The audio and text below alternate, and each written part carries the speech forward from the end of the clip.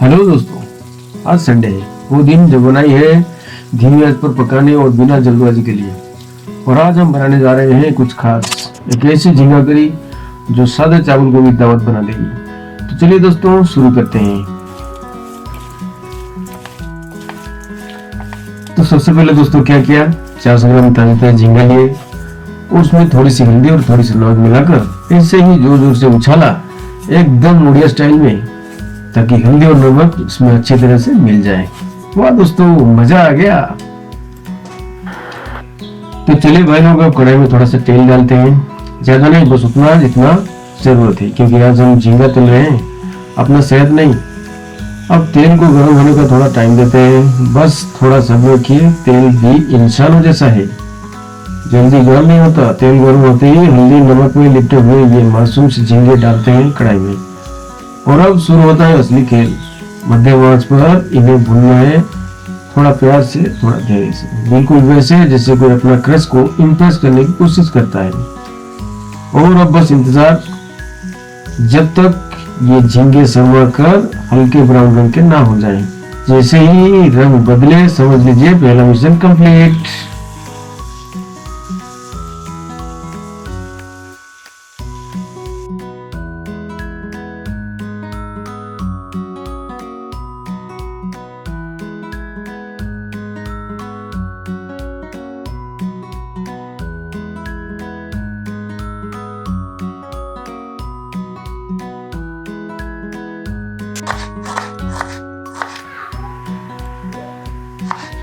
अब बारी है अदरक लहसुन की। सबसे पहले लहसुन तैयार करेंगे, फिर अदरक को बारीक काटकर हल्का सा कूट लेंगे, ताकि पीसने में हाथों को ज्यादा मेहनत ना करनी पड़े।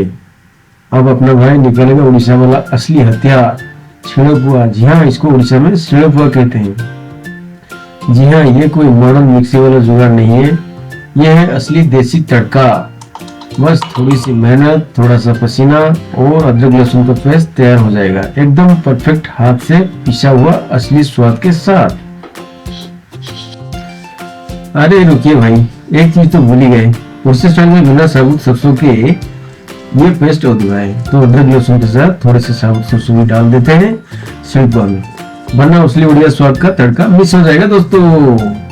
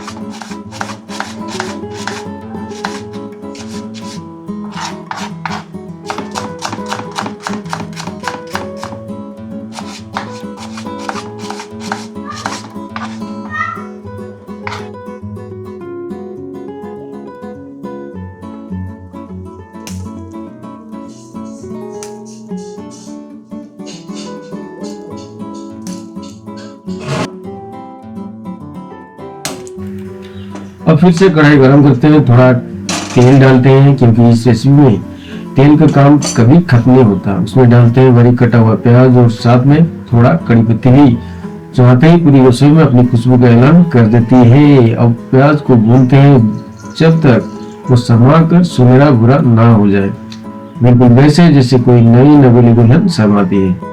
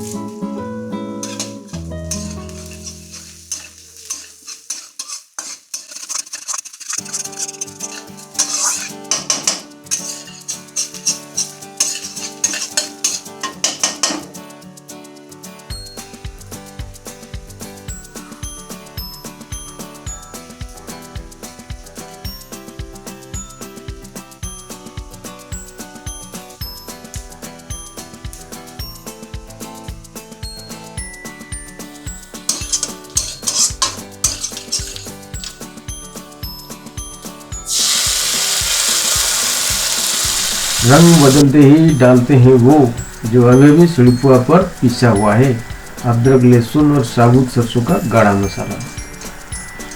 अब मसाले की असली पार्टी शुरू होती है। थोड़ी हल्दी, कश्मीर मिर्च रंग के लिए, अपने स्वाद के हिसाब से थोड़ी लाल मिर्च और काली मिर्च भी डाल देते हैं और आखिर में हल्का सा पानी डालकर मसाले को और अच्छे से भूनते हैं ताकि कच्चापन गायब हो जाए और बचे सिर्फ स्वाद ही स्वाद।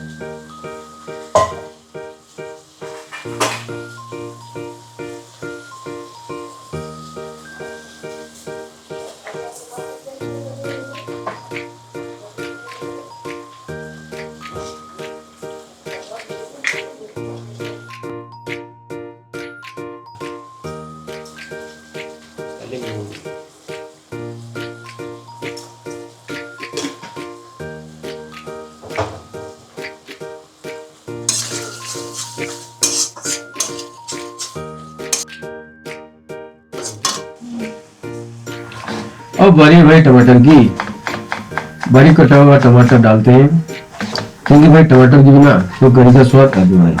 ये वो हीरो है जो बिना शोर मचाए चुपचाप पूरी करी में खटास और गहराई भर देता है। तो डालिए टमाटर और मसाले को और मस्ती से भूनने दीजिए।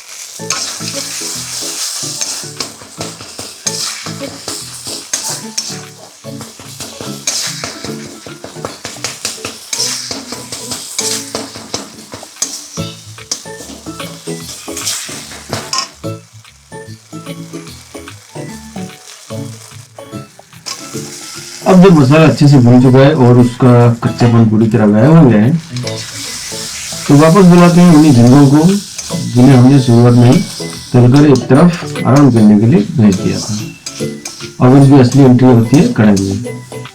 फिर डालते हैं थोड़ा गर्म पानी, ठंडा नहीं, क्योंकि भाई स्वाद और खुशबू को कोई ठंडा झटका पसंद नहीं है। अब कढ़ाई को ढककर इसे थोड़ी देर के लिए अकेला छोड़ देते हैं, बिल्कुल वैसे जैसे नई कढ़ाई को अपनी प्राइवेसी चाहिए होती है, ताकि सारे मसाले और झींगे आराम से एक दूसरे में घुल मिल सके।